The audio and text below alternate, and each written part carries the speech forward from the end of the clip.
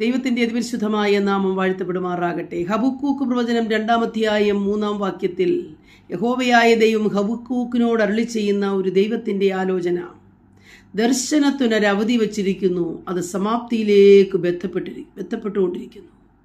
അത് വരും നിശ്ചയം, അതിനായി കാത്തിരിക്കാതെ താമസിക്കുകയുമില്ല, അത് വരും നിശ്ചയം. പ്രിയപ്പെട്ടവരെ, ഒരു ദൈവീക വിടുതലിനായി കാത്തിരുന്ന് ക്ഷീണിക്കുമ്പോൾ യഹോവയായ ദൈവം പറയുന്നു, എൻ്റെ നീതിമാൻ വിശ്വാസത്താൽ ജീവിക്കും.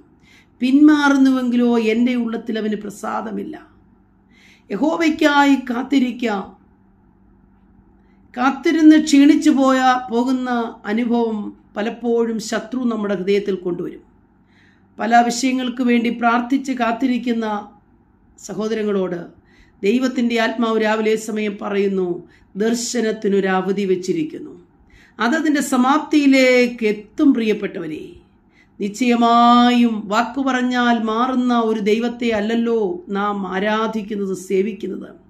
വാക്കു പറഞ്ഞാൽ മാറാത്ത ഒരു ദൈവം, വാഗ്ദത്തം ചെയ്തവൻ അത് നിവർത്തിപ്പാൻ ശക്തനാണെന്ന് പൂർണ്ണമായി നാം ഉറയ്ക്കുന്നുവെങ്കിൽ, നമ്മുടെ പിതാക്കന്മാരെ ആദരിച്ചവനായ ദൈവം നമുക്ക് വേണ്ടി അത്ഭുതങ്ങളെ പ്രവർത്തിക്കും.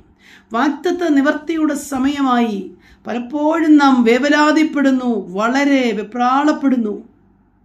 എന്ത് സംഭവിക്കും, എൻ്റെ വാഗ്ദത്ത നിവർത്തീകരണം എവിടെ എന്നോർത്ത് നാം വ്യാകുലപ്പെടുന്നു. എന്നാൽ ദൈവത്തിൻ്റെ ആത്മാവ് രാവിലെ സമയം പറയുന്നു, യഹോവയ്ക്കായി നീ കാത്തിരിക്കുക, വൈകിയാലും അത് വരും നിശ്ചയം. വാക്കു പറഞ്ഞാൽ മാറുവാൻ അവൻ മനുഷ്യനല്ലല്ലോ. അവൻ വാക്കു പറഞ്ഞിട്ടുണ്ടെങ്കിൽ വാഗ്ദത്തം ചെയ്യുവാൻ നിവർത്തീകരിപ്പാൻ അവൻ വിശ്വസ്തനത്രയാകുന്നു. പ്രിയപ്പെട്ടവരെ, നമ്മുടെ പിതാവായ അബ്രഹാം ഒരു വാഗ്ദത്തത്തിന് വേണ്ടി നീണ്ട 25 വർഷക്കാലം കാത്തിരുന്നു. കർത്താവിൻ്റെ ഭക്തന്മാരൊക്കെയും വാഗ്ദത്ത നിവൃത്തിക്ക് വേണ്ടി വർഷങ്ങളോളം കാത്തിരുന്നു. അങ്ങനെ ഹബക്കൂക്ക് പ്രവാചകനോടും പറയും, ഇസ്രായേലിൻ്റെ വിടുതലിന് വേണ്ടി നീ കാത്തിരിക്കുന്നുവോ? യഹോവയായ ദൈവം പറയുന്നു, നീ കാത്തിരിക്കുക.